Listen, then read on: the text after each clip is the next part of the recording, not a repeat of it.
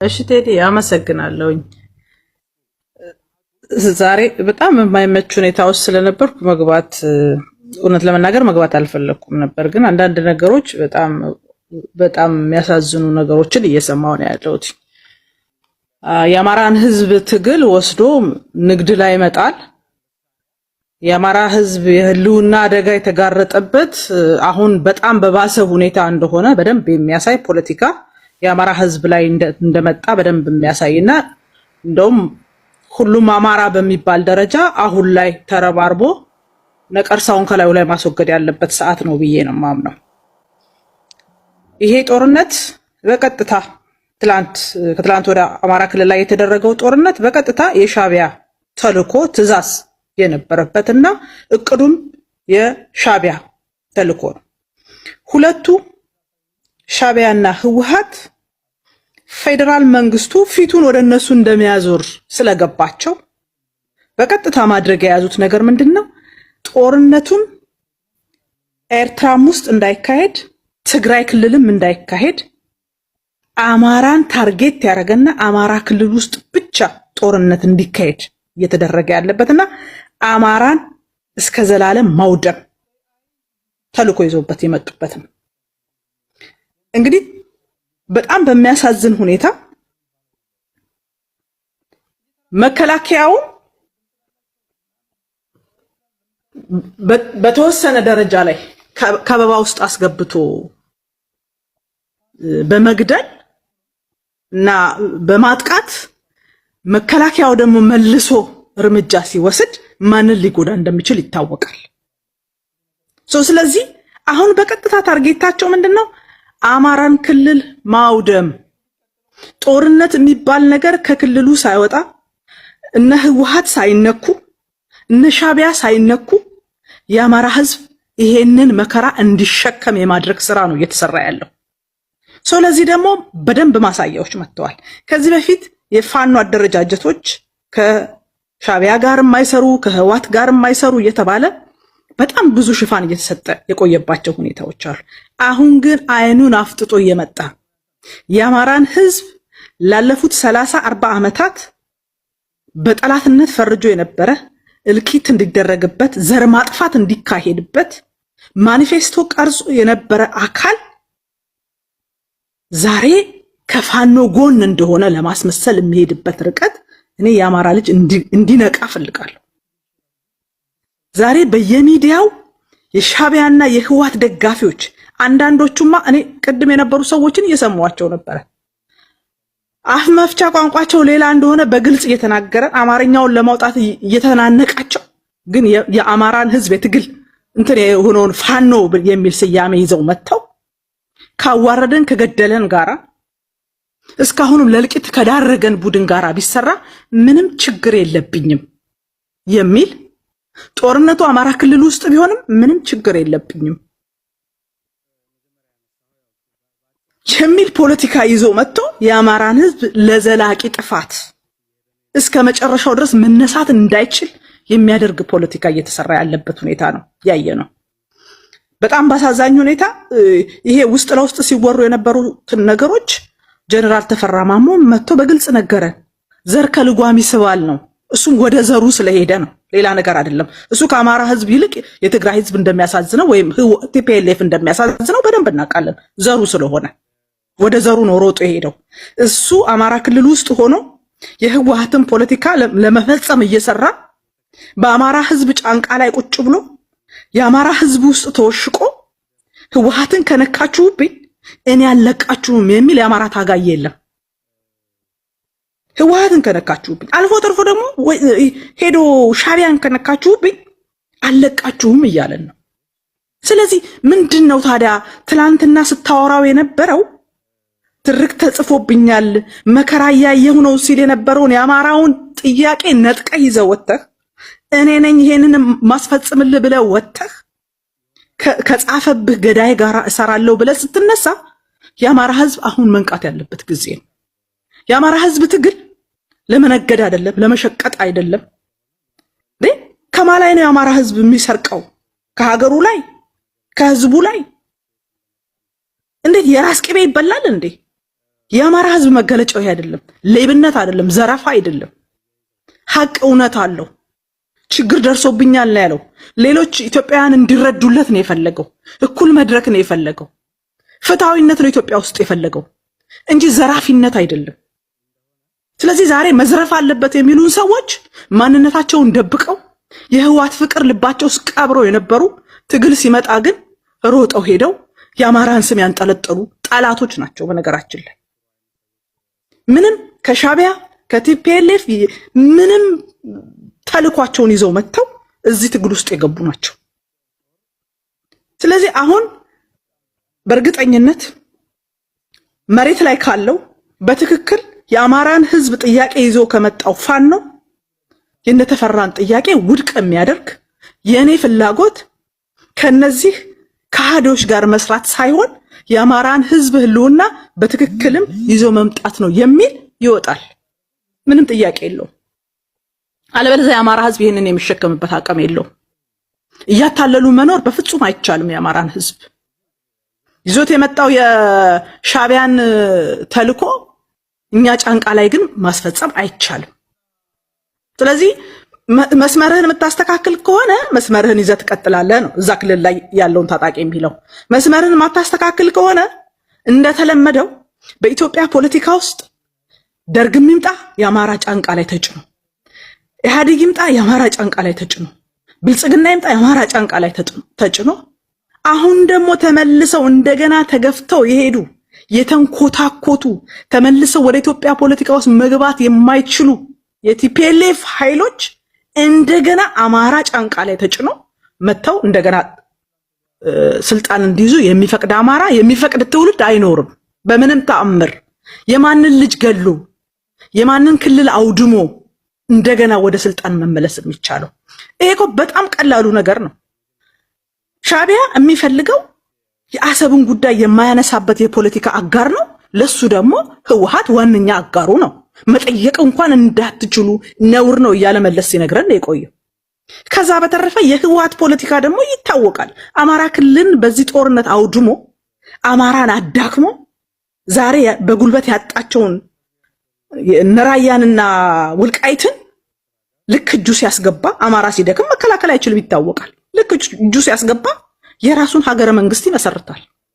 አማራ ሁልጊዜ የፖለቲካ ጨዋታ በተሰራ ቁጥር እየተበላ ህዝቡን እያስጨረሰ የሚሄድበት የፖለቲካ አሰራር በፍጹም እንዲከሰት በዚህ ትውልድ አይፈቀድለትም። ታትሴት ስለዚህ ህወሓትም ለራሷ ነው እየሰራች ያለችው፣ ሻቢያም ለራሱ ነው እየሰራ ያለው።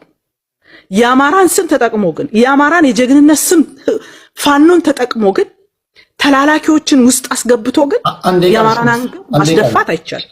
አንዴ ቃልሽ የአማራን አንገት ማስደፋት በፍጹም አይቻልም።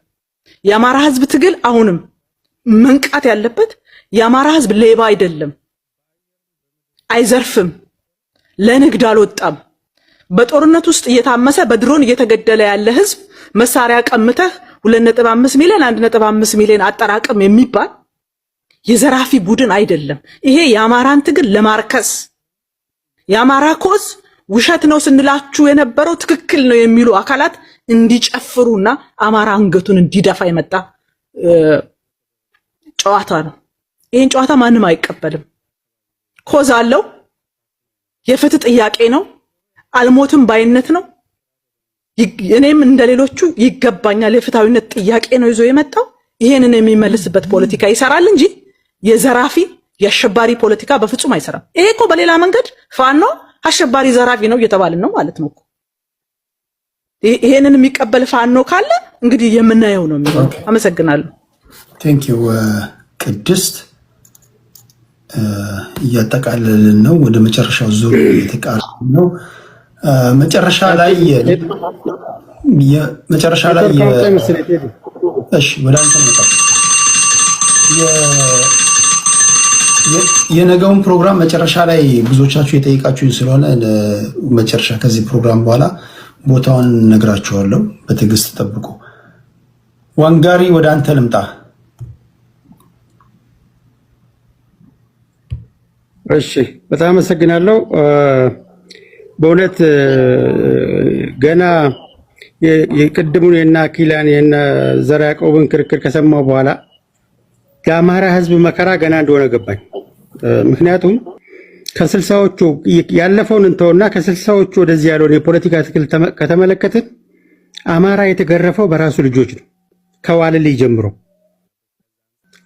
ጀምሮ የኢትዮጵያ ህገ መንግስት ላይ የተዛባ ግንኙነት የሚለው ጀነራል ፍሬስ በግልጽ አማራ ኮንስቲቱሽን ላይ ነው ሌሎች ብሔር ብሔረሰቦች ብሔራዊ ጭቆና አለባቸው ብሎ የተጻፈው ብቸኛው የኢትዮጵያ ህገ መንግስቶች ውስጥ የአማራ ህገ መንግስት የአማራ ልጆች ያረቀቁት ህገ መንግስት በጣም ይገርማል። የአማራ ማህበረሰብ ከውስጥ የሚወጡ አለንጋ ነው ሲገረፍ የነበረው። ይሄ ማንን አስታወሰኝ?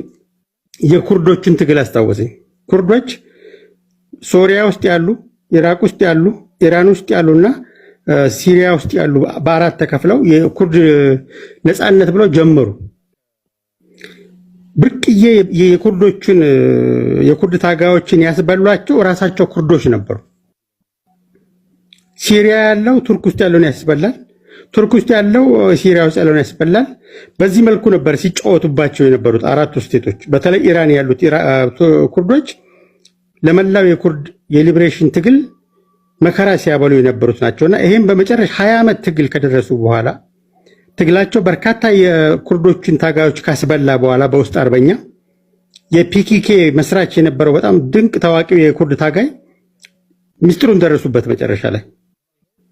ከዚህ በኋላ የብሔር ትግል አያስፈልግም፣ እንዲያውም የሚያስፈልገው ለኩርዶች የሚያስፈልገው ዲሞክራቲክ ኮንፌዴራሊዝም ነው የሚባል ሎጂክ አምጥቶ በኩርድ ስም ሲደረግ የነበረውን ትግል ታጋዮች እንዲያቆሙ ያደረገ የፒኬኬ ትግል መሪ የነበረ ነው። አሁንም አማራ የገጠመው እንደዚህ አይነት ችግር ከዋልልይ ጊዜ ጀምሮ የአማራ ልጅ ነው አማራን ሲያስገርፍ የነበረው። በደርግም ስርዓት አማራ ነው ሲገረፍ የነበረው። በንጉሳዊ ስርዓትም አማራ መከራውን ሲበላ የነበረ ማህበረሰብ ነበረ። ማህበረሰቡ ግን በህገ መንግስቱ ግን ሌላው ማህበረሰብ ሲጭቆ እንደነበረ የሚገልጽበት። አሁንም በአማራ ስም አንዳንዶቹ በግልጽ ይታወቃሉ። ለአማራ የሚታገል የአማራ ህዝብ መከላከያን ጦር ከኋላ ወቅቶ ይቀበላል ብሎ በአደባባይ ምስክርነት አይሰጥም። ለካ ትክክል ነበር ዶክተር አብይ ማለት ነው። በጥቁር ክላሽ ከመከላከያ ሲዳከም ከጀርባ እየወጉ ሲቀሙ ነበር የሚባለውን ትክክል ያረጋገጠው። የአማራን ትግል እዚህ ጋር 3 አማራ ትግል ያደረጉት ምኒልክና ዘርዓ ያዕቆብ እጅግ የተለያየ ግብ ነው ያስቀመጡት። የአማራን ማህበረሰብ በኮንፊውዥን የሚያስበሉ፣ የሚያስገድሉ፣ የሚያቀጭጩ ከታሪክ አውድማ የሚያወሰጡ ስራዎችን እየሰሩ ያሉት የራሱ ከአማራ ወጣን የሚሉ አሊያም ደግሞ በአማራ ስም የሚነግዱ ኮንትሮባንዲስቶች ናቸው።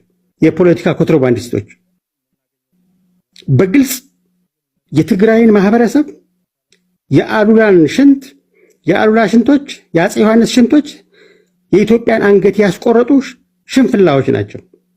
የነሱ ጉዳይ አስፈጻሚ የሆነ ደግሞ የአማራ ልጅ መጥቷል። አሁን አማራን የሚያስገርፍ እንግዲህ ልጅ ማለት ነው። በዚህ አየትም አንዘልቅም። የኦሮሞን ፖለቲካ 60 ዓመት የጎተቱት እንግዲህ ልጆቹ ናቸው። እንግዲህ ልጆቹ ውስጥ ገብተው በኦሮሞ ስም እየማሉ ኦሮሞን ሲያስጨርሱ የነበሩ።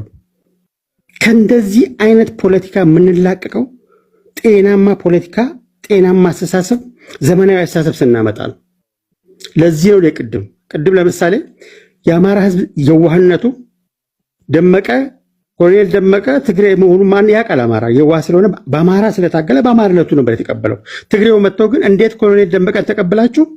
ይሄ በአያቱ በኩል ትግሬ የሆነውን ተፈራን አልቀበልም ብላችሁ ፖለቲካ ይሰራባል። ራስ ላይ ተመልሱ። የአማች ፖለቲካን የሚያካሂደው ጀነራል ተፈራ ሚስቱ ኤርትራዊት ናት። በዚህ ሌቭል ይሄን ማህበረሰብ በዚህ ሌቭል ከሆነ ገና የኢትዮጵያ ምጥ የኢትዮጵያ ችግር ቀጣይ ነው ማለት ነው። የአማራ ህዝብ መከራማ ገና ነው ማለት ነው። ከእንዲህ አይነት ፖለቲካ ካልወጣን እንደ አገር አንድንም።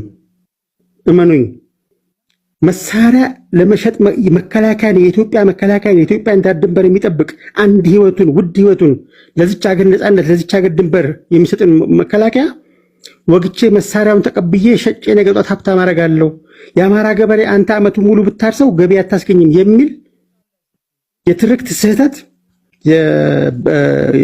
ማህበረሰቡን ኢቭን ያለውን እንኳን በደሉን እንዳይሸፍን የሚያደርግ ትግል ይሄ ራሱ ጸረ አማራ ነው። አማራ ይታገለው ግን ይመለከተኛል እኔ ነው። እንዲህ አይነት ትግል ኢትዮጵያን ይዞ ስለሚወድቅ አገሬን ይዞ ስለሚወድቅ ወደኋላ ስለሚያስቀር 100 ዓመት ወደኋላ ስለሚያስቀረን ይሄ የስልሳው ትውልድ ተወናብዶ ሲያወናብደን የነበረውን የፖለቲካ ባህል ወርሰን አሁንም በተመሳሳይ መልኩ የአማራ ማህበረሰብ የሚያስገርፉ ሰዎችን መመልከት ያማል፣ ያቀራል።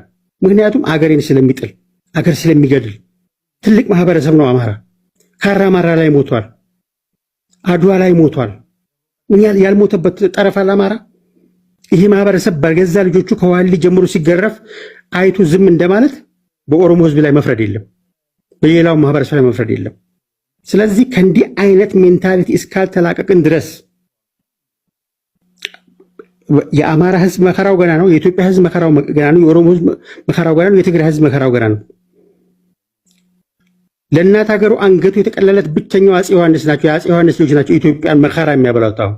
ከእንዲህ አይነት ኋላ ቀር አመለካከት ወጥተን ዘመናዊ የፖለቲካ አስተሳሰብ ፖለቲካ ማለት ሐሳብ የሚሸጥበት ወገን የሚለውጥ ሰርቶ እርሻውን አንድ የሚያመርትበትን 3 የሚያመርትበትን ነው ማድረግ ያለብህ እንጂ መከላከያ ማጅራት መተህ ክላሽ ሸጠህ ሚሊዮነር ትሆናለህ ብሎ የሚያማከር የፖለቲካ አክቲቪዝም አለ። መቀለጃ ነው የሆኑ የአማራ ማህበረሰብ አሁን ሊነቃ ነው የሚጠበቀውና አሁን ነቅቶ የሚከላከል ይመስለኛል። በግልጽ የአማራን ማህበረሰብ ማህበራዊ እረፍት ነሳለሁ ብሎ ማኒፌስቶ ጽፎ ሀድጊ ብሎ መከራውን ሲያበላው ከነበረ ጋር ነፃነቴን አገኛለሁ ብሎ ካሰበ ተበላ።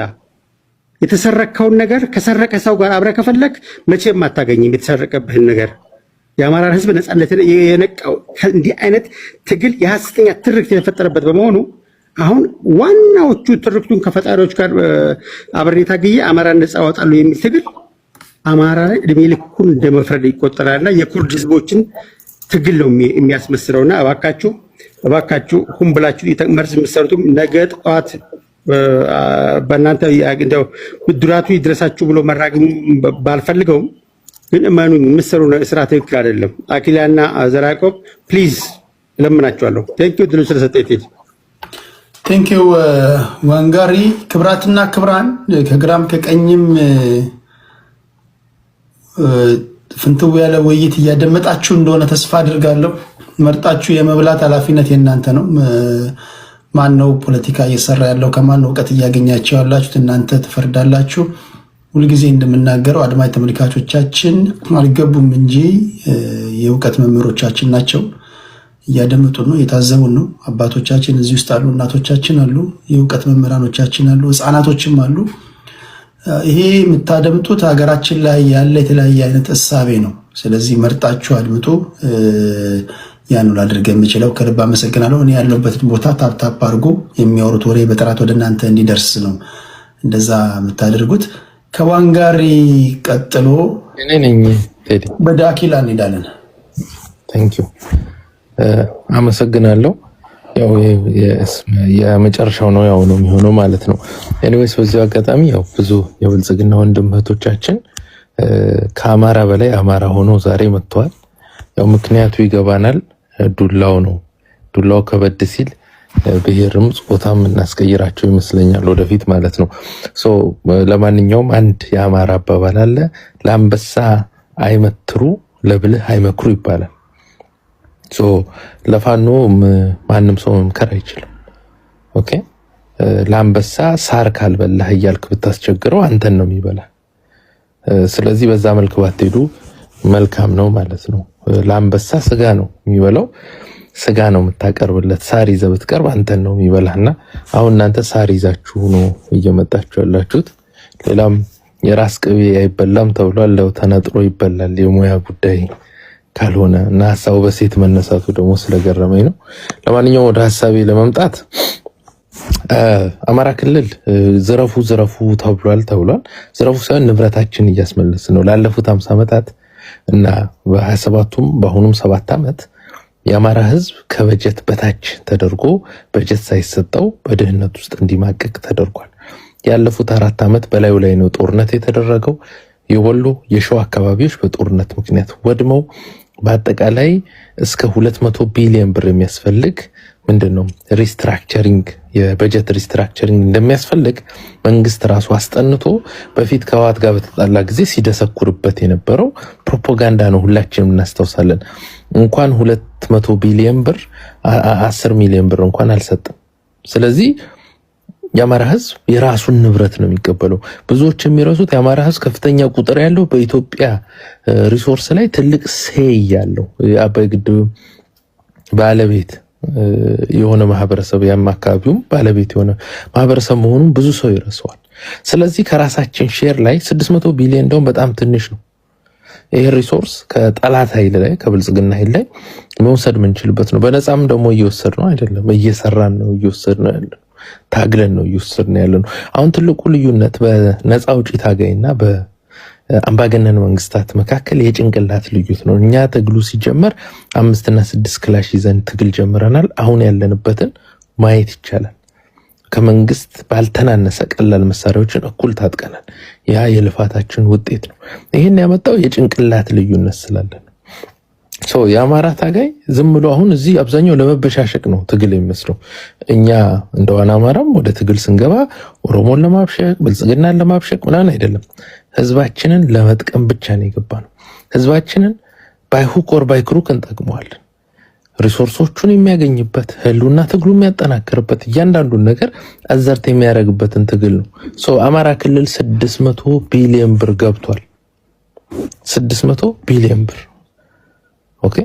የብልጽግና መንግስት እኮ የኤርትራን አሰብን ወስዳለሁ ቢኮዝ ሪሶርስ ነው ፋይናንሻል ጌን አለው ብሎ እኮ አስቦ እኮ ሰው ሀገር ሳይቀር ሄዳለሁ ብሎ እኮ እንቅስቃሴ ውስጥ ያለበት መንግስት ነው።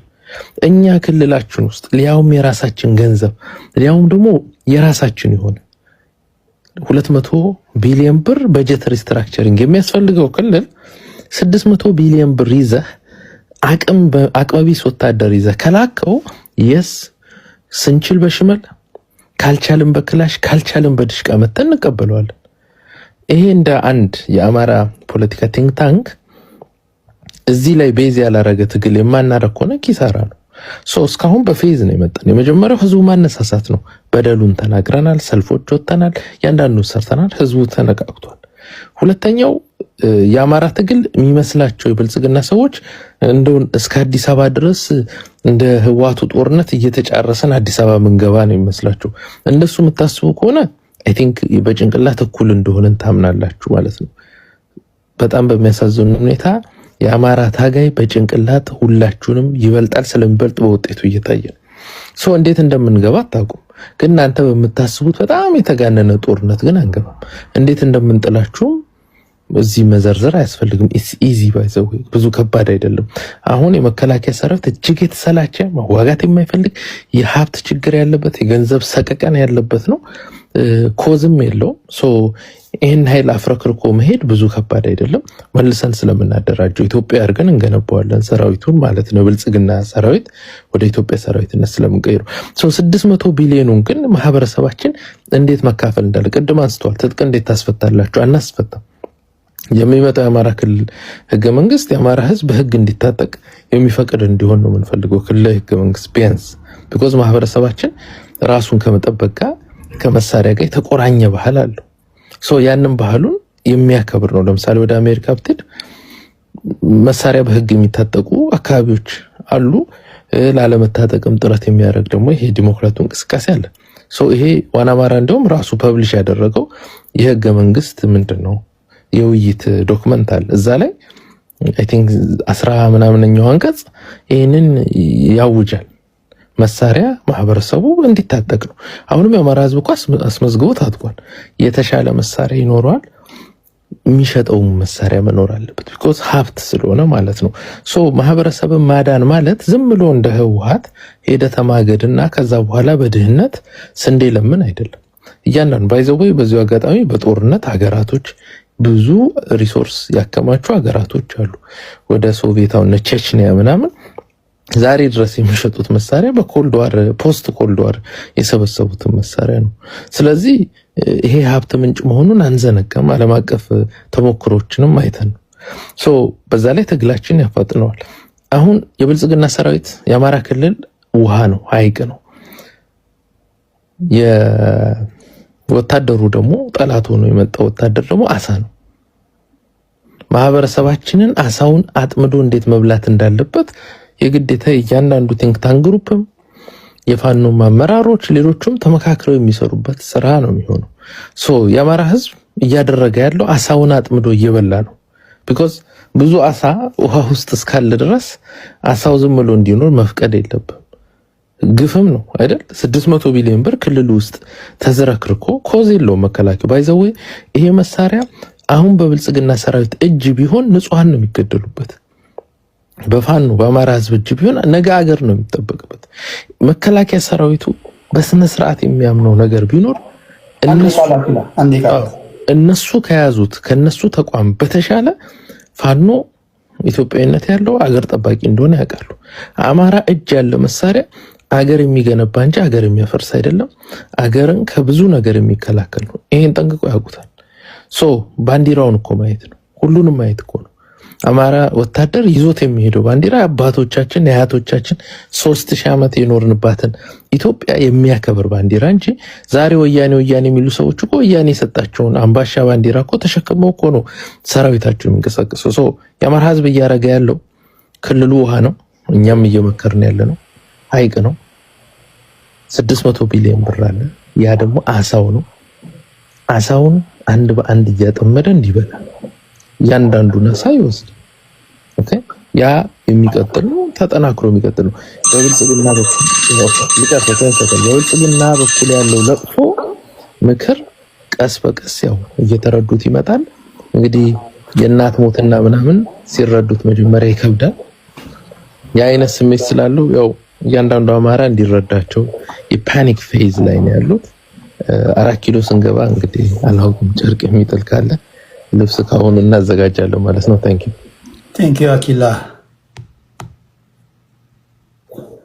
ዘራቆብ ቴንክ ዩ አኪላ በደንብ በመነጋገር የሚሆን በመደዋወር የሚሆን ታክቲካልን ብለው ስትራቴጂክ አላንስ ፈጥረ ከሰራ ወይ ጄኖሳይድ ተፈጽሞብኛል የሚለውን ንግግር ማቆም አለበት፣ ወይም ደግሞ ጄኖሳይድ ፈጽሞብኛል ከነዚህ ጋር አብሬ አልሰራም ብቻዬን እታገላለሁ ነው ማለት ያለበት። አሁን ሁለቱ አይጋጭም ወይ? አይጋጭም፣ በተአምርን አይጋጭም። ይሄ ሲምፕሊስቲክ ቲንኪንግ ነው። የአማራ ህዝብ ላይ ጄኖሳይድ ተፈጽሞበታል የሚለው ኢስናድ የሆነ ፖሲቢሊቲ ወይ የሆነ ሴናሪዮ አይደለም። ኢትስ አ ፋክት። የማያደራድር በመቶዎች ገጽ ዶኪመንት የሚያደርጉ መጽሐፎች የተጻፉበት ቦታ ስም ዝርዝር ያለበት ፋክት ነው። ህወሓት ያንን ይዞ መጥቷል የሚለውም ያን ያህል ፋክት ነው። አብይ አህመድ ይሄንን ህገ መንግስቱንም ተቋማቱንም አስተሳሰቡንም ሁሉንም ነገር ይዤ የኔ ተራርጌ ልቀጥል እያለ ነው። አብይ አህመድም አማራ ህዝብ ላይ ጄኖሳይድ ፈጽሟል። አንደኛው ጄኖሳይድ ፈጻሚ የቀድሞ ጄኖሳይድ ፈጻሚ አሁን ቪክቲም በሆነበት ጊዜ የሚያውቀው መረጃ ኖሮ ለኔ ቢያቀብለኝ ከኮመን ኢነሚያችን ሁሉንም ሀቅ የሚሽር ነገር አይደለም። that is very simplistic thinking። ታክቲካሊ ሊሰሩ የሚችሉ ነገሮች ይሰራሉ። በአቋም ደረጃ በአስተሳሰብ ደረጃ ለኢትዮጵያ ባለን አመለካከት ደረጃ ከህወሓትም ከኦነግም ከማንም ጋር የሚያመሳስለን ነገር የለም። ለምን? የፋኖ የአማራ ህዝብ አስተሳሰብ ኢትዮጵያን የማፍረስ የሚል ሐሳብ ውስጡ ስለሌለ። ሰዓቴ ካለቀ አመሰግናለሁ። ቴንክ ዩ። ፎረም አንዴ ሚውት ሆኖ ስላልሰማን ወደ ፎረም እንሂድና ወደ ዋንጋር ይመጣሉ። እሺ ቴዲ አመሰግናለሁ። መልእክት በውስጥ ተጽፎልኝ ስጻጻፍ ነው ኔትወርክ ነቅሎ ያወጣኝ። ያወራኝ እየሰማው ነበር። ዋንጋሪ መሳሪያ ፍለጋ ሄዶ ነው ስለኝ አቤት እያልኩ ነው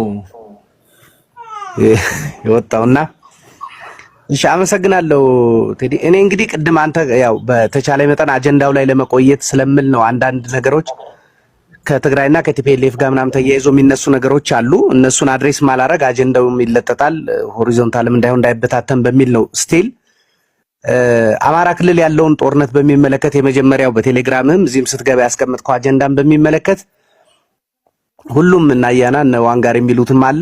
በእርግጥ የብልጽግና መንግስት ከነገሩ ተከሰተ ከተባለ በኋላ ጉዳዩን ሃንድል ያረገበትን ነገር ካየህ የተከሰተው ነገር አልተከሰተም ወደሚያስብል የሚያስሄድ አይመስለኝም።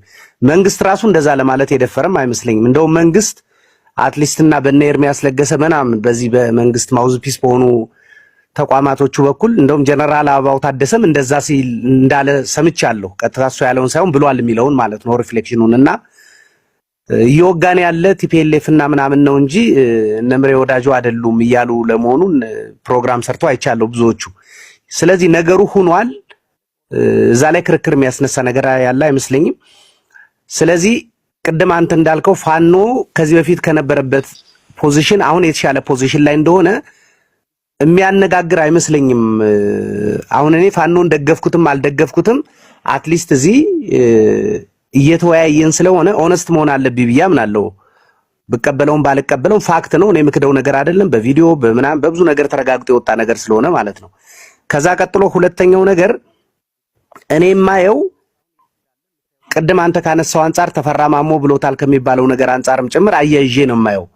ኦቨርኦል ብልጽግና የሚባል መንግስት ጥርሱን ስሎ አማራ ክልልንም የትግራይ ክልልንም ኦሮሚያ ክልልንም ፓርሻሊ እየቀያየረ እየወጋ የቆየ መንግስት ስለሆነ ኢሴንሻሊ አሁን አማራ ክልል ሰራዊቱ ሲፈሰፈስ ባይ በተለየ አዲስ ነገር እንደተከሰተ ወይ ለትግራይ እንደማይጠቅም አድርጌ አይደለም ወስደው። ምናልባትም ደግሞ አሁን መንግስት አሁን አማራ ክልል ካለበት ነገር ሳይወጣ ወደ ትግራይ ሌላ አድቬንቸር ከጀመረም ምናልባት አሁን መንግስትን እየታገሉ ላሉ ኃይሎች ትግራይ ውስጥ መከላከያ ሰራዊቱ ወይ መንግስት አድቬንቸር የሚገጥመው ተግዳሮት በሙሉ እንደ መልካም አጋጣሚ እንደሚያዩት መታመን መቻል አለበት። ለምን የኃይል መከፋፈል ይፈጥራል። ኢፌክቲቭ የሆነ ሁሉንም ነገር ሁሉም አቅጣጫ ላይ በተመሳሳይት ለማጥቃት መንግስት በሚለው ልክ አቅም እንዳይኖረው ስለሚያደርግ ማለት ነው። ከዛ አንፃር ነው የምናየው። ከዛ ቀጥሎ ቅድም አሁን ፋኖ ሚኒሊክ ፋኖ ከመውጣቱ በፊት ያለው ነገር አለ ቲፒኤልኤፍ ምናምን በሚመለከት አንዳንዴ ያው ፐዝል ያረጋኛል።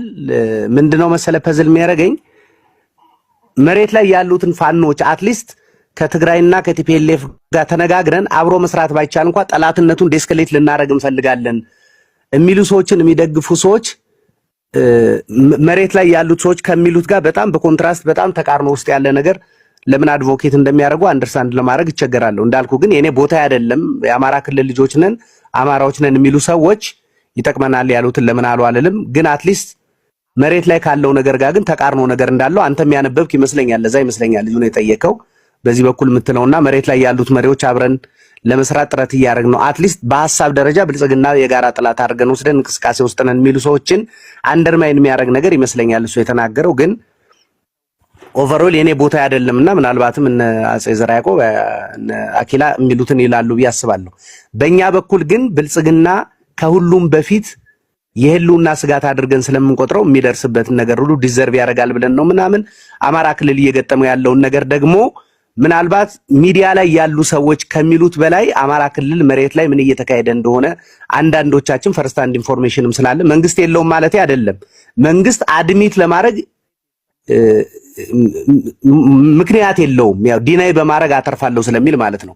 እኛ ግን ነገሩን እናውቀዋለን ብቻ ሳይሆን መሬት ላይ ሆኗል ብለን የምናምነውን የሰማነውን ነገር በማስተጋባት ስለምናተርፍም ጭምር የአማራ ክልል የሚታገሉ ፋኖች ያሳኩትን ነገር አንደርማይን የምናረግበት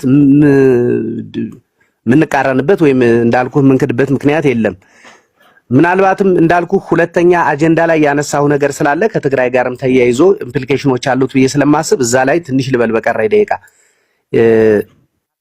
ከኤርትራ መንግስት ጋር ተያይዞ በተደጋጋሚ የሚነሳ ነገር አለ። አኪላ ቀደም አንተም የፊልድ ማርሻሉን ንግግር አሰምታል ነው አንጋሪም ያሉት ነገር አለ። አሁን አንዱ ፐዝሊንግ ነገር ብሔራዊ ታሪካዊ ጠላት ከሆነ ሻቢያ ባለፈው አያናንም እንደውም ኮንግራ መንግስት ላይም ኦፊሻሊ ኢንተርቪውን እያየው ነበርና 30 ምናምን ዓመት ሙሉ ሻቢያ የሚባል ተቋምና እንዳልኩ ኦቨርኦል የኤርትራ ስቴት ማሽነሪ ሀገሪቷን ከቦ አፍኖ ምናምን እንዴት ይዟት እንደነበር ምናምንም ሲያወራ ሰምቻለሁና ታሪካዊ ጠላት ከነበር በትግራይ ጦርነት ጊዜ ለሁለት ዓመት ኢዘር መንግስት ሚስጀጅ አድርጓል ማለት ነው። ኤርትራ የሚባልና ሻቢያ የሚባል ድርጅትን በሁለት ዓመቱ ጦርነት ኮምፕሊትሊ ታሪካዊ ጠላት መሆናቸውን ረስቶ ትግራይ ውስጥ ጎትቶ አስገብቶ የትግራይን ህዝብ አስጨፍጭፏል። ካልሆነ ደግሞ ከኤርትራ ወይ ሻቢያ ለኢትዮጵያ ካለው ታሪካዊ ጠላትነት ይልቅ የትግራይ ህዝብን ማጥቃት የበለጠ ኢምፖርታንት አድርገው ወስደውታል ማለት ነው። ኦቨርኦል መንግስት እንኳን በዚህ ደረጃ ታሪካዊ ጠላቴ ከሚለው ጋር ተለዋዋጭ የሆነ ፖሊሲ ካለው ቀጥቃጭ አካል የሚቀጠቀጠው ህዝብ ኮንሲስተንትሊ የኤርትራና የሻቢያን ታሪካዊ ጠላትነት የሙጥ ብሎ እንዲይዝ ኤክስፔክት ማድረግ በጣም አስቂኝ ነገር ነው። ልንሞት ፈርተናል። ብልጽግና የሚባል ሪሶርስፉል መንግስት ነው። ሀገር የሚመራ መንግስት ነው። ለተለያዩ አድቫንስድ መሳሪያዎችና ለ100 ሚሊዮን ህዝብ ሪሶርስ አክሰስ አለው።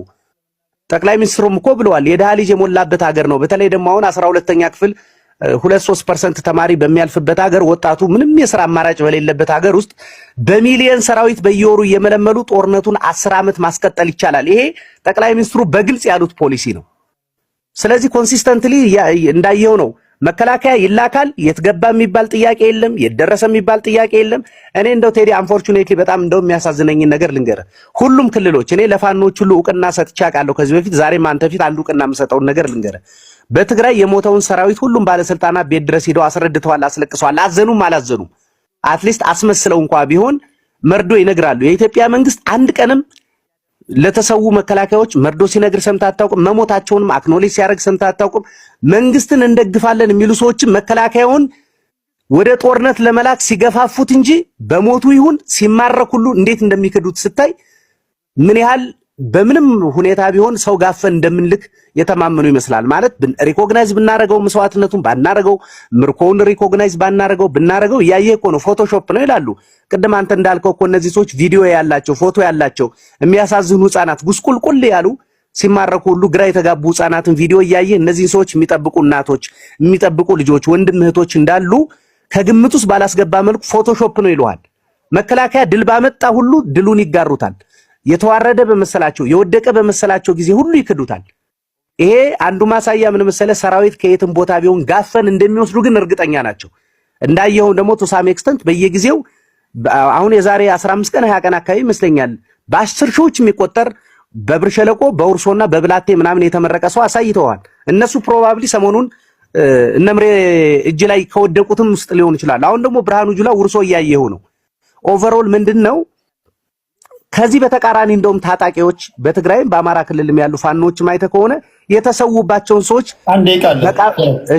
እሺ ቴዲ መቃብራቸው ድረስ ሄደው አክኖሌጅ ያደርጋሉ፣ ሴሌብሬት ያደርጓቸዋል፣ ይዘክሯቸዋል፣ መሞታቸውን ያምናሉ፣ የተሰውበትን ቦታ ሁሉ ይገልጻሉ፣ ቤተሰቦቻቸውን የመጽናኛ መልእክትናም ለመላክ ይሞክራሉ። ስለዚህ መንግስት ከአማጽያን ያልተናነሰ ምናልባትም የባሰ ሞራል ውድቀት ውስጥ ነው ያለ። ለዚህ ነው ትረስት ያጣ ብዬ ነው ማምን። አክኖሌጅ ማድረግ ይገባል። ገፋፍተ የምትልከው መከላከያ ሰራዊት ሲማረኪውን ሲሞት ዕውቅና መስጠት ይገባል። ችግሩ እንደገጠመው ግን መካድ ብዙ አንተ ምንም ማናችንም የምንቀበለው ነገር አይመስለኝም። ፕሮዳክቲቭም ነው ብዬ አላምንም። አመሰግናለሁ ቴዲ። ቴንክ ዩ ፎረም። አንድ ማስታወቂያ አለ። ነገ ሁላችሁም በጉጉት የምትጠብቁት አንድ ጉዳይ አለ። እዚህ ሶሻል ሚዲያ ላይ ሁሉም ገንዘብ ይሰበስባል። የሚሰበሰበው ገንዘብ ደግሞ ጥያቄ አስነስቷል። እንደምታውቁት ከሀገር ውጭ ያሉ ዲያስፖራዎች ገንዘባቸውን ይሰጣሉ። ዲያስፖራው ገንዘብ ይጠይቃል፣ ተገቢውን ክብር ግን አያገኝም። ሁሉም ጥርጣሬ ያለው፣ ሁሉም ጥያቄ ያለው። ነገ ቲክቶክ ላይ ገንዘብ የሚሰበሰቡ የተቸገረ እንረዳለን የሚሉ በክብር መጥተው ጥያቄ ይጠየቃሉ። ይህንን ጥያቄ መጠየቅ መብት አላችሁ። እናንተ መታችሁ በውስጣችሁ የሚብላላ ጥያቄ ካለ ጠይቋችኋላችሁ። ገንዘቡ ቀላል አይደለም። ይህ ዝም ብሎ 1000፣ 2000፣ 3000 እንዳይመስላችሁ በሚሊዮን ዶላር የሚቆጠር ነው። እንደሰማችሁት አናዳጅ ነገሮች ምንድናቸው? ዲያስፖራው ወገን ተቸገረ በተባለ ሰዓት፣ ታመመ በተባለ ሰዓት ገንዘብ ይጠይቃል፣ ገንዘቡን ይሰጣል። መልሰው ግን ዲያስፖራውን ከማመስገን አንዳንዶቹ ከዲያስፖራው ገንዘብ ሰብስበው እራሳቸው ይመሰገኑበታል። አንዳንዶቹ እራሳቸው ዲያስፖራውን ያላግጡበታል። አንዳንዶች ላሜ ቦራ ይላሉ፣ አንዳንዶች ፋራ ይላሉ፣ አንዳንዶች አለባበስ ማቅ ይሉታል። ወገኑን በረዳ ማለት ነው። ስለዚህ እነዚህ ጥርጣሬ የተነሳባቸው ገንዘብ ሰብሳቢዎች በሙሉ ነገ በክብር መጥተው ይጠየቃሉ። ዲያስፖራው ፍንትው ያለ ነገር ያገኛል። ከዛም ጥያቄው ምንድነው የሚሆነው? ታማኒነታቸውን ካስረዱ በኋላ ትክክለኞቹ ገንዘብ ሰብሳቢዎች እነማን ናቸው? ጥርጣሬዎቻችሁን ፍንትው አድርጎ ከተመለሰላችሁ በኋላ ገንዘባችሁን ለማን መላክ እንዳለባችሁ እንድታውቁ ነው። ሌላ ነገር የለውም። ነገ አለ። ነገ ከምሽቱ በኢትዮጵያ ሰዓት አቆጣጠር ከምሽት 2 ሰዓት ጀምሮ ይመስለኛል ቤቱ የሚሆነው ወይ ዮኒ ማኛ ጋር ወይ ተሙ ጋር ነው የሚሆነው። ወይ ሁለቱ ጋር ማይሆን ከሆነ ምናልባት እኔ ከቻልኩኝ እኔ ጋር እስካሁን እስከማውቀው ድረስ እንደማይሆን ነግሬያቸዋለሁ። ሁለቱ የማይችሉበት አጋጣሚ ከተፈጠረ እኔ ጋር ላረግ እችላለሁ። ግን እስካሁን ባለው ሁኔታ የተያዘው ወይ ዮኒ ጋር ወይ ተሙ ጋር ነው፣ ወይም ሌላ ሶስተኛ ቤት ካለ እነግራቸዋለን። ገንዘብ ሰብሳቢዎቹ ቤት ግን አይደለም፣ እንደዛ ሳይሆን ሌላ ቦታ ነው። ስለዚህ ጥያቄ ያላችሁ በሙሉ ስልክ ቁጥሬን አስቀምጫለሁ። እዚህ የስራ ስልክ ቁጥር ነው። በዚህ ላይ ጥያቄዎቻችሁን መላክ ትችላላችሁ። ቴዲ ሐዋሳ የቴሌግራም ቻናል ነው። እዛ ላይ የስልክ ቁጥሬ ምናልባት እዛ ላይ ሌላችሁ አስቀምጬላችኋለሁ። ሂዱና በዋትሳፕ ጥያቄዎቻችሁን ጻፉ። አለን የምትሉትን ዶክመንት ላኩ። አደራ በቂም በቀል ስም ለማጥፋት ምናምን ዝም ብሎ በሐሰት ክስ እንዳይሆን ኦርጋናይዝድ የሆነ ነገር እንድታቀርቡ ይሁን። ያንን ደግሞ ጥያቄ አቀርባለሁ። ስሞቻችሁን ከፈለጋችሁ ጥቀስ ካላችሁን ጠቅሳለሁ። አይ ስሜ አይጠቀስ ካላችሁ ስሜን መድኃኒዓለም ያውቀዋል ካላችሁ ስማችሁ አይጠቀስም ለማለት ያለው ተስማምተናል። ይሄ ነው ማስታወቂያው። ስለዚህ ነገ እንዳትቀሩ። በሚሊዮን ዶላር የሚንቀሳቀስበት ጉዳይ ነው። የተፈጠረውን ሰምታችኋል። የተፈጠረውን ስለሰማችሁ የማጥራት ነገር እንሰራለን ለማለት ያህል ነው። ግማሹ ተዘረፍኩኝ ይላል፣ ግማሹ ዘረፍኩኝ ይላል፣ ግማሹ እንዲያረኩኝ ይላል። ለማንኛውም እሱን ለማጥራት ነው። ስለአዳመጣችሁኝ ከልብ አመሰግናለሁ። ፖለቲከኞችም መምጣት አለባችሁ። ነገ ሁሉንም ሰው ማስገባት አይቻልም። ስትመጡ አንድ የምትሉትን ጥያቄ እንድታቀርቡ እናንተም ገብታችሁ መጠየቅ አለባችሁ። ሁላችሁም ጥያቄ ሊኖራችሁ ስለሚችል ማለት ነው። ታዲያ ስትመጡ በብሔር ተቧድነ እንዳትመጣ፣ በሃይማኖት ተቧድነ እንዳትመጣ። ራስን ችለን የሰበሰብከው ራስን ችለና ልክ ስትመጣ አንኳኩተህ ስትገባ የብሔር ካባህን አውልቀህ ትመጣለህ። የሃይማኖት ካባህን አውልቀህ ትመጣለህ ወይ አውልቀሽ ትመጫለሽ። ራስሽን ችለሽ በግል ጥያቄ ትጠይቂያለሽ ማለት ነው። እናንተም ስትጠይቁ ከተጠያቂዎቹ ብሔር ጋር ሰፍታችሁ ጥያቄ እንዳታቀርቡ አደራ። ብዙ ጊዜ ሲያጨቃጭቀን ሲያነታርከን የነበረ ጉዳይ ስለሆነ በግለሰብ ነው የሰበሰቡት፣ በግል ነው የሚጠየቁት። ስለዚህ ወንጀል የግል ነው። ወንጀል ከሆነም ንጹህነትም ከሆነ ንጹህነት የግል ነው። ስለዚህ አሁን ሌቦች ናቸው የሚል ከማንም እናንተም እንዳትጠቀሙ። ለጥያቄ ነው የሚፈለጉት። ተጠርጣሪ ናቸው፣ በህግ ቋንቋ ተጠርጣሪ ናቸው። እነማን ናቸው? እሱን ነገ አብረን የምናየው ይሆናል። እሺ የነገ ሰው ይበለን። ከፎረም 11 በኋላ ቴዲ ከከባድ ይቅርታ ጋር ዋንጋሪና አንተነህ ይቀድሙኛል እና ጊዜ መጣበብ ስላጋጠመኝ ከፈቀዱልኝ ብቀድማቸው በጎፈቃዳቸው። ዋንጋሪና አንተነህ ጊዜ መጣበብ ስላጋጠመ ትፈቅዱለታላችሁ? አያና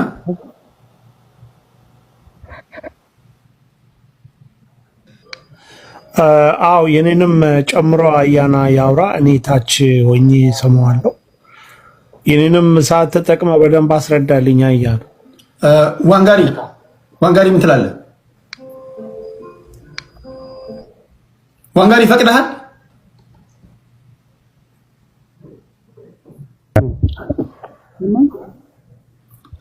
ድምጽ ታፍኗል። ምንድን ነው የምትለው? ቴዲ አስቀድሞ አይሰማም?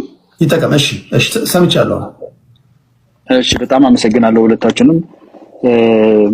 አይ ቲንክ የቤቱ ህግ የሁለት ሰው ሰዓት የሚፈቅድልኝ አይመስለኝም፣ ግን አትሊስት አፕሪሺየት ዘ ጀስቸር አንተነህ። አንዳንድ ጊዜ የሚገርም ነገር አወቅሽ ሲሏት የቄስ ሚስት መጽሐፍ አጠበች የሚባል አይነት የፖለቲካ ትንተና ትሰማለህ። እና አኪላ አንድ የገረመኝ ነገር የተናገረው የወልዲያን የስትራቴጂክ ፖዚሽን መሆን ብሎ ተናግሮ ፎልስ ፍላግ ነበር አልተያዘም ደግሞ ይላል። ስትራቴጂክ ከሆነ ሳትይዘው እንዴት ነው ስትራቴጂክ ፖዚሽን የሚሆነው? በነገራችን ላይ ይዘህ የምትቆየው ቦታ ሳለ ወይ አንድ የሚገርም ጀስት ምንም ራሱ የሚጣረስ ነገር ማለት ነው። ሌላኛው ዛሬ እንግዲህ ማኒፌስቶ ለረጅም ጊዜ ስንለምን የነበርን ሰዎች አንድ የማኒፌስቶ አካል ወጥቷል። የኢኮኖሚክ ፕላኑ የአማራ ክልል የጦር መሳሪያ ገበያ እንዲሆን ነው። ተማሪዎች ወደ ድምጽ ትንሽ ታፍኗል። እሺ ላስተካክለው። ትምህርት ቤት የሚሄዱ ተማሪዎችን ማስቀረት፣ ገበሬው እንዳያርስ ማድረግ። እርሻ ትርፉ እኮ የተወሰነ ሺህ ብር ነው። የሚያዋጣው የጦር መሳሪያ ንግድ ማዕከል የአማራ ክልልን ማድረግ ነው። ትምህርት ቤቶችን መዝጋት፣ እርሻን ማስቆም፣ ጦር መሳሪያ ነጋዴ ማድረግ የአማራን ህዝብ። ከዚህ የሚገኝ ትርፍ ነው የኢኮኖሚ ፕላናቸው ማለት ነው። አኪላ ግልጽ በሆነ ሁኔታ የፋኖ አዲሱ አላማ ብሎ ነው የተናገረው። ስለዚህ አላማ ከሀገር መከላከያ ሰራዊት ላይ ክላሽ ሰርቀ መሸጥ ነው። ይህንን በአደባባይ በኩራት ካልኩሌተር ይዞ እየደመሩ እያወጡ እያወረዱ የዲሽቃ ዋጋ ስንት ነው ነገ ስንት ይጨምራል ብሎ ስታክ ማርኬት እንትን የሚያደርጉ አስመስለው የሆነ የሚገምቱ አስመስለው ስፔኩሌሽን ማስቀመጥ በጣም እኔ ሰው ማፈሪያው ምን እንደሆነበት አላውቅም። አንድ ህዝብ ኢኮኖሚውን ተጠቅመዋለሁ የምትለው 6 ሚሊዮን ያልተማረ ህዝብ በሚቀጥለው 20-30 ዓመት ውስጥ ኢኮኖሚው ምን ይመስላል ብሎ መገመት ትንሽ እንኳን ማይችሉ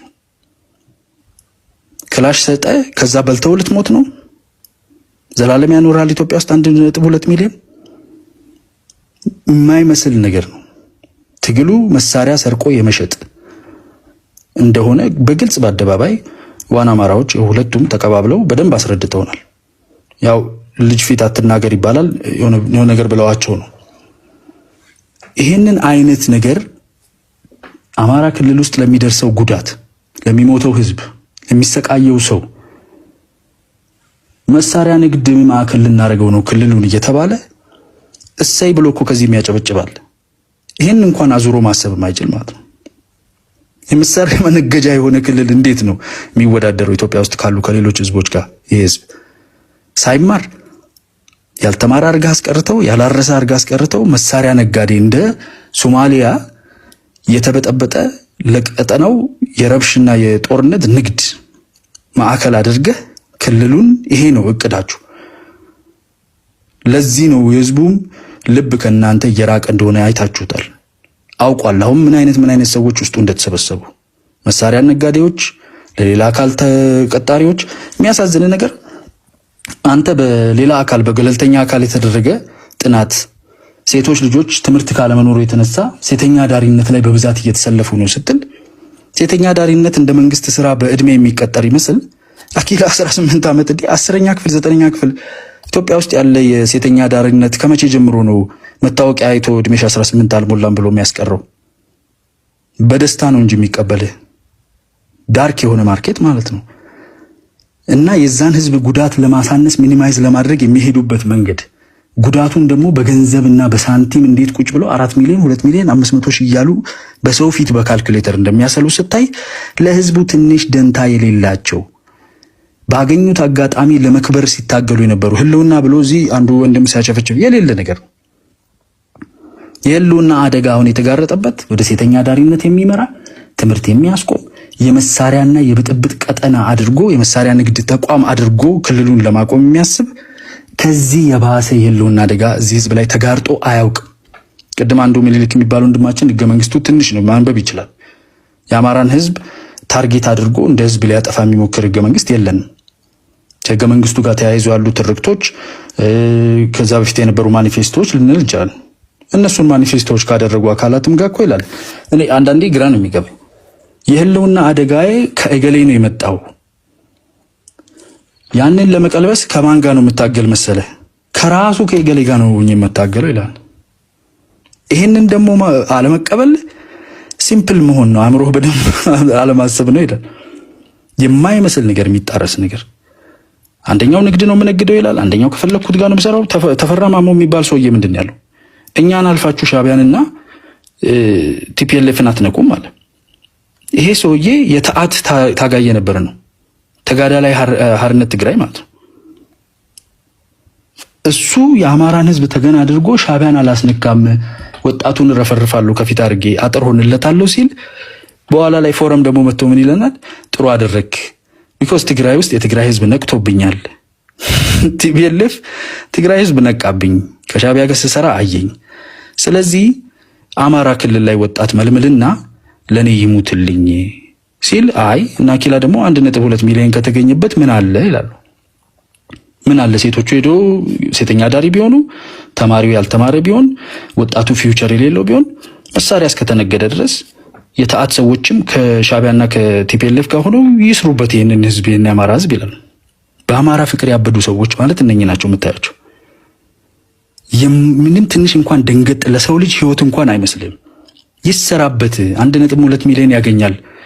አርሶ ከሚበላው ምግብ ቀጠናው ላይ የመሳሪያ ነጋዴ ሆኖ የሚያገኘው ገንዘብ ይሻላል፣ ኢኮኖሚክ ፕላናችን ይሄ ነው ብሎ ነው የመጡት። ትንሽ እንኳን አያፍሩም። ከስር የሚያጨበጭብልህ እስካለ ድረስ ምንም መናገር የምትችልበት ነው የኢትዮጵያ ፖለቲካ። እንዲህ አይነት አሰቃቂ ነገር የሰውን ህይወት በመሳሪያ ብር እስከ መተመን ድረስ ትወርዳለህ ማለት ነው። ኢኮኖሚክ ፕላናቸው ማኒፌስቶ ይኸው ወጥቷል። መሳሪያ እንነግዳለን፣ መሳሪያ ሰርቆ መሸጥ፣ ይሄ ነው አላማችን። ለህዝቡ ኢኮኖሚውን የምናሻሽለው ከሀገር እንዳይሸሽ የምናደርገው መሳሪያ ነጋዴ አድርገነው ነው። እንግዲህ በአደባባይ 2000 ምናምን ሰው ፊት ነው እንደዚህ እየተባለ ያለው። የአማራ ህዝብ ይህን አይሰማም፣ አያውቅም፣ አያስተውልም። እንደፈለግን እናደርገዋለን ከሚል ንቀት የመጣ ነው። እንደፈለግን እንጠቀምበት የለውና አደጋ ተብሎ የሚወራው እኮ እንደነዚሁ ያሉ ግራ ከቀኝ የማይለዩ ኤሊት ነን ብለው የተደረደሩ እዚህ አሜሪካና ዩሮፕ ያሉ ሰዎች እዛው እርስ በርሱ የወሎን ሰዎች የተወሰኑ ሰዎች እንደዚህ አካባቢ የሚኖሩ ገለን ቪዲዮ ቀርጸን ህዝቡን ብር እንዲያዋጣና እንዲሰለፍ ማድረግ እንችላለን ብለው እኮ ነው የዛሬ 2 ዓመት ተኩል ያደረጉት። ዛሬ ደግሞ በአደባባይ ወጥቶ እንነግድብሃለን በደምህ እያሉት ነው። እና የህልውና አደጋ ይሉት። የህልውና አደጋ እነሱ ራሳቸው ናቸው።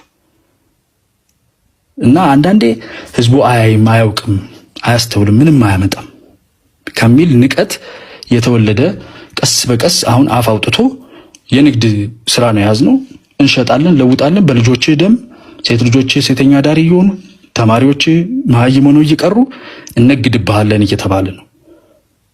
ህዝቡ ደግሞ ለዚህ መልስ የሚሰጥበት መንገድ አለ። ዲያስፖራ ላይ ያለው አይ ቲንክ የሆነ አይነት ሙጠምጢም ተሰርቶበት ይሆን አላውቅም። መሬት ላይ ያለው ህዝብ ግን የነቃ ነው ያለው ከምን ጊዜው የሚልቅና ማምለጥ አይችሉም ከህዝብ። you can fool some of the people sometimes but you can never fool all the people all the time ይላል። ሁሉ ጊዜ ሁሉንም ህዝብ ማታለል አትችልም።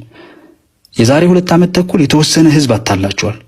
ቪዲዮ ሰርታችሁ ከነዘመድኩም ከነምናምን ጋር እንደዚህ ተለዋውጣችሁ ሚዲያ ላይ ወከባ ፈጥራችሁ ብር ሰብስባችሁ ከሻቢያዎች ጋር ሆናችሁ የሰራችሁት ነገር አለ። የዛሬ 2 ዓመት ተኩል ለዝንተ ዓለም የአማራን ህዝብ አታለን የሻቢያና የቲፒኤልኤፍ መጠቀሚያ አድርገን እኛ ብር እንሰራበታለን የሚለው ግን ተነቅቷልና አንዳንዴ ፍርጥ አድርገህ እንድትናገር የሚያስገድድህ ያለውን ጥንቃቄ እንድትተው የሚያስገድድህ እነኚህ ሰዎች መጡ። በአደባባይ አሁን ንግድ ነው የያዝነው ብለዋል። ዋና አማራ የሚባለው ግሩፕ በጣም ደስ የሚል ሆዱ ቲማቲም ነው፣ አይደብቅም። ፍርጥ ነው የሚያደርጋት ምጥቶ ሽቀላ ነው ብለዋል። ሽቀላ ነው። ዘመኔ ሃይስት የሚባል ሙቪ አለ። በአማራ ህዝብ በአማራ ልጆች ህይወት የህልውና አደጋ አለብህ ብለህ መኒ ሃይስት ነው እየሰራ ያለው እና በአደባባይ ስለነገራችሁን እናመሰግናለን። ከዚህ በላይ ብዙ መናገር የማያስፈልግም። ቴንኪዩ። ሰላም ደሩ።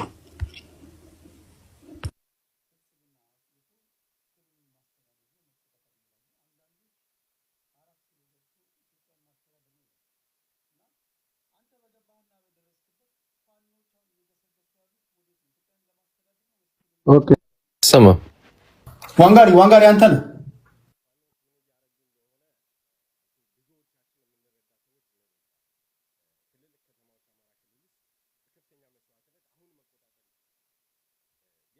ዋንጋሪ የለም። አይ ቲንክ አኪላ ነው መሰለኝ።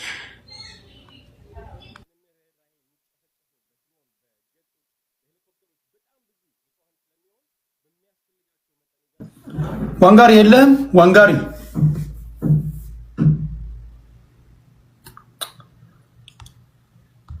ዋንጋሪ ኦኬ።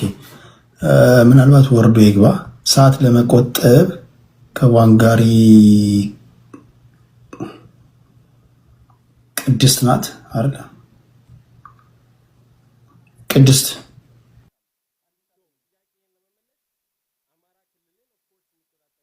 እሺ ቴዲ አመሰግናለሁኝ። ዛሬ በጣም የማይመች ሁኔታ ውስጥ ስለነበርኩ እውነት ለመናገር መግባት አልፈለኩም ነበር፣ ግን አንዳንድ ነገሮች በጣም